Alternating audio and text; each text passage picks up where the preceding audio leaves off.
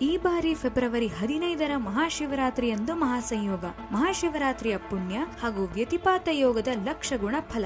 ಆದರೆ ಒಂದು ಚಿಕ್ಕ ತಪ್ಪು ಎಲ್ಲವನ್ನೂ ಹಾಳು ಮಾಡಬಹುದು. ಆದ್ದರಿಂದ ಎಚ್ಚರ.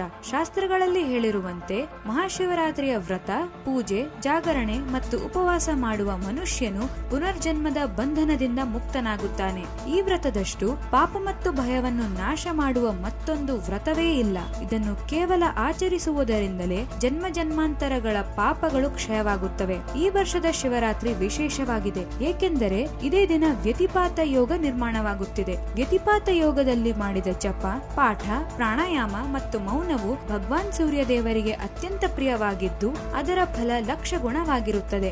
ಆದರೆ ಗಮನದಲ್ಲಿರಲಿ, ಈ ಯೋಗದಲ್ಲಿ ಮರೆತು ಯಾವುದೇ ಹೊಸ ಕೆಲಸ, ವ್ಯಾಪಾರ ಅಥವಾ ಅಂಗಡಿಯ ಆರಂಭ ಮಾಡಬಾರದು, ಏಕೆಂದರೆ ಅದನ್ನು ಹಾನಿಕಾರಕವೆಂದು ಪರಿಗಣಿಸಲಾಗಿದೆ. ವಿವಾಹದಂತಹ ಶುಭ ಕಾರ್ಯಗಳನ್ನು ಈ ದಿನ ವರ್ಜಿತವೆಂದು ಹೇಳಲಾಗಿದೆ. ವ್ಯತಿಪಾತ ಯೋಗದ ಪುಣ್ಯಕಾಲ ಬೆಳಗ್ಗೆ 3:18ರಿಂದ ಮಧ್ಯರಾತ್ರಿ 2:47ರವರೆಗೆ. ಇಂಗ್ಲಿಷ್ ಸಮಯದ ಪ್ರಕಾರ ಹೇಳುವುದಾದರೆ 15 ಫೆಬ್ರವರಿ 3:18 AM ರಿಂದ 16 ಫೆಬ್ರವರಿ 2:47 AM ತನಕ. ಭಾನುವಾರದ ದಿನ ಮಹಾಶಿವರಾತ್ರಿ ಮತ್ತು ಅದರ ಜೊತೆಗೆ ವ್ಯತಿಪಾತ ಯೋಗ. ಇಂತಹ ಅವಕಾಶ ಮತ್ತೆ ಮತ್ತೆ ಬರುವುದಿಲ್ಲ. ಆದ್ದರಿಂದ ಎಲ್ಲರೂ ಇದರ ಸಂಪೂರ್ಣ ಲಾಭವನ್ನು ಪಡೆದುಕೊಳ್ಳಿರಿ. ಹರಿ ಓಂ.